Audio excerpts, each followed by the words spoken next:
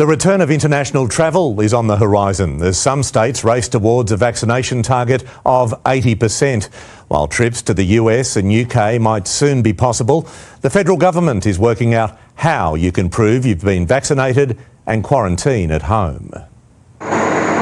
Ready for takeoff. Once we hit 80% double dose, we will definitely be opening up Sydney Airport. The Commonwealth will start issuing international Covid-19 vaccination certificates from October. When we hit that 80% vaccination mark, Australians will be able to travel overseas again. Vaccinated Australians heading overseas will get an internationally recognised app with a QR code that registers approved vaccines. The information will also be embedded in the physical passport to streamline re-entry. Australians will be able to return home in greater numbers, and we'll also be able to start welcoming international students, those who want to come here to work, and ultimately tourists again. The international standard will allow travel to places like Singapore, Europe, the United Kingdom and the United States. I'm pretty confident it's going to happen in the next few weeks, and that'll be a rush. People are inquiring pre-Christmas. The return of international travel will signal an end to the busing of travellers from airports to hotels for 14 days of quarantine.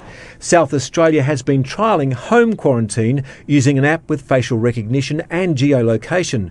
Both New South Wales and Victoria are keen to use it. If you're prepared to give up a little bit of privacy, you can then quarantine at home. Quarantine may be, if you double dosed, it may be, 2, 3, 4 days, get 2 negative tests and you're on your way. The plan for reopening state borders relies in part on marrying proof of vaccination with all state-based check-in systems, which will enable Australians also to freely travel within Australia and do so in a very safe manner. Convincing the COVID-free states to reopen their borders will be harder than rebooting international travel, and the Morrison government still has Labor snapping at its heels over the slow start to the vaccine rollout. Scott Morrison simply didn't take Pfizer seriously enough when he should, while every other developed country on the face of the planet was busy securing early supplies of Pfizer vaccines for their people. Documents obtained under Freedom of Information show bureaucratic dithering on signing up for the Pfizer vaccine. The government went on a go slow. It's always too little too late with this Prime Minister.